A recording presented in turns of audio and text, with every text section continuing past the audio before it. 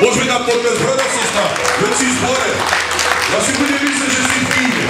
Že pozeráš na mňa a ja ako keby som hral film a ty teraz pozeráš, či to bude zaujímavý. Brat, sestra, si v Božom dome, nauč sa to. Nauč sa. Pozri. Jedno ti poviem túto pravdu. Jednu pravdu ti poviem. To, že ja ťa vidím, to je jedna vec.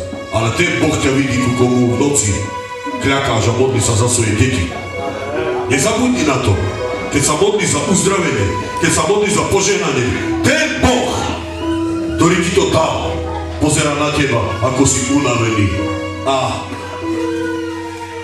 ako potom pôjde tvoja modlitba, keď budeš prosiť. Brada, sestra, jednu vec musíme naučiť ľudí. Je to Boží dom. Tu je Pán. Či ty ho vidíš, alebo nie.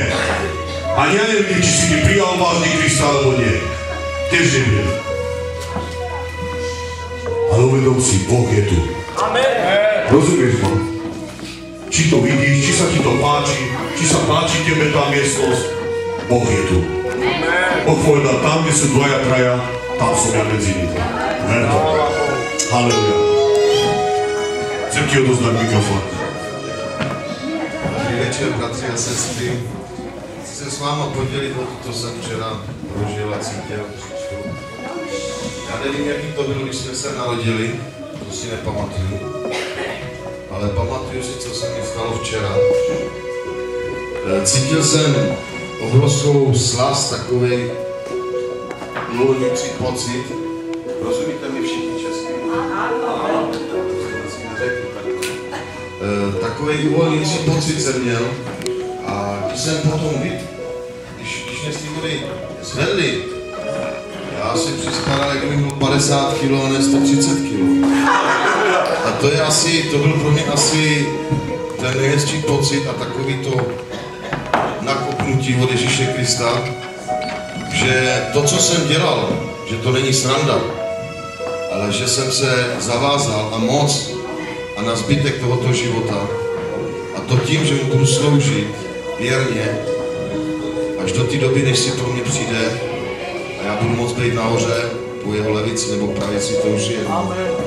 A věřím tomu, že to, co pro něj budu dělat, že on to vidí a vrátí mi to dvakrát tolik.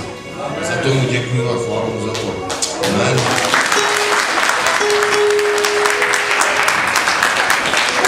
Má ešte sa niekto podeliť? To, čo zažil pri krste, čo pre teba to znamená? Ako sa cítiš po krste? Halleluja. Máš? Alebo si prežil uzdravenie, svedectvo? Máš? Máš, brada, sestra? Povedz, pozbuď ľudí. Oslavuj Pána. Aj týmto, že povieš svedectvo. Halleluja. Brada, sestra, ja to urobím. Za teba. Halleluja. Sláva Bohu. Poprosím Jolánku, aby nám povedala, čo včera cítila pri krste. Môžeme dať jeden potlet. Brada, sestra, veď sa nauč to. Halleluja.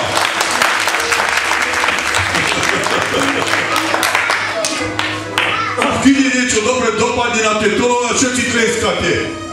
Brada, sestra. Ja v prvom rade by som chcela povedať, že včera som cítila obrovskú radosť z toho, že som bola, žila som s Bohom, ale nemala som celé srdce otvorené pre Boha. A verím teraz, že mám. Včera som mala taký pocit, keby som sa znovu narodila. Amen. Že som bola ľahká ako papier, bielko, čo sa znáša. Tak som sa cítila, že moje telo bolo uvoľnené. Ani neviem to vysvetliť, že ako to je, keď to človek zažije tú radosť. Amen. Amen. Prosím ešte jedného brata zo Foxtonu. Prosím ťa, Michal, máš miesto. Halleluja. Sláva Bohu. Môžeš nám povedať, čo si ty zažil? Bratři a sestry, můžu se vám říct taky, že jsem zažil krásný pocit. Hlavně, že je Dana, která mě do toho vlastně taky vzala. Na začátku jsem tomu moc nevěřil, ale tak jsem teďka tomu uvěřil, že Pane Ježíši Kristu vyznám celý svůj život a celý život mu budu sloužit. A obrázek a ještě zadám, že přestala kouřit, že už paní nekouří. Amen.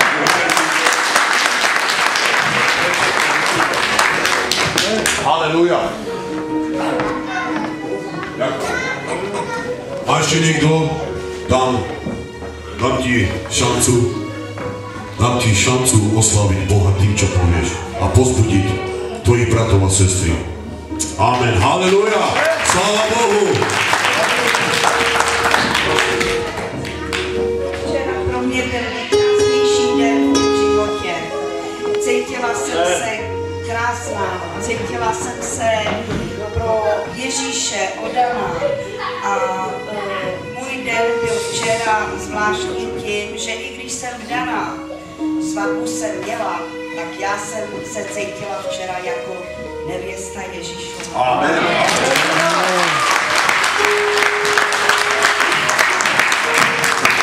Sestra, počuješ, čo je krst? Pozri, svatby, pierko, 137 kg ako 50 kg. Halleluja. Brada, sestra, čo je krst? Poprosím brata, aby nám povedal o krste tiež niečo. Halleluja. Sláva Bohu. Takže já chci taky o tom křtu něco říct. Prostě pro mě to bylo úplně něco úžasného, když jsem vyšel z té vody. Najednou přestala být úplně i studená v tu chvíli. Bylo to skvělý. Včerejšek jsem si jako hodně užil, ale dneska ráno, když jsem vstal, tak od rána prostě já mám normálně úsměv, úplně jiný život, prostě úplně nový život. Amen. Ráno jsem se podíval na Bibli a já jsem to říkal manželce. Já jsem se koukl na Bibli a říkal, holka, já ti nedám pokoj. Úplně jiným způsobem jsem se na tu Bibli podíval, protože říkal, no tak ty už budeš tady hodně. Já jsem ji čet každý den, někdy teda byl den, že ne. No ale dneska, jak jsem se na ní podíval, říkal, holka, já ti pokoj nedám.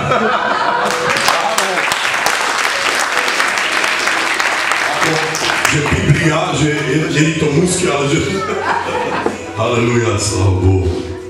Má ještě někdo něco? Má? Halleluja. Sláva Bohu. Julka už ani nepozerá, aby si nezal. Halleluja. Sláva Bohu. Brado, sestra, bolo to úžasné včera. Amen. Ja chcem vás pozbudiť. Chcem vás pozbudiť, bratia a sestry. Nemôžeš nič urobiť krajšie, ako sa dať pokrstiť Ježiša Krista. To, čo Kristus povedal. Je to vážne takto. Vyjdeš von z vody, si ako nový človek, tak ako Biblia hovorí, že to staré nechávaš vo vode a necháš ako nový človek. Zabudneš na veľa vecí, ktoré si urobil, lebo všetko ti bude zmenené. Je niečo nové v tvojom živote. A vieš čo jednu vec, ktorú cítiš pri krste? Vieš čo pociťuješ? Bože, ja som víťaz toho, že som uveril. A ja som prekonal to, čo moja myseľ ma klamala, že ja som už pokrstený a nepotrebujem. A ty si vyhral, ty si víťaz. Tým, že si sa dal pokrstiť, si víťaz. Vieš prečo?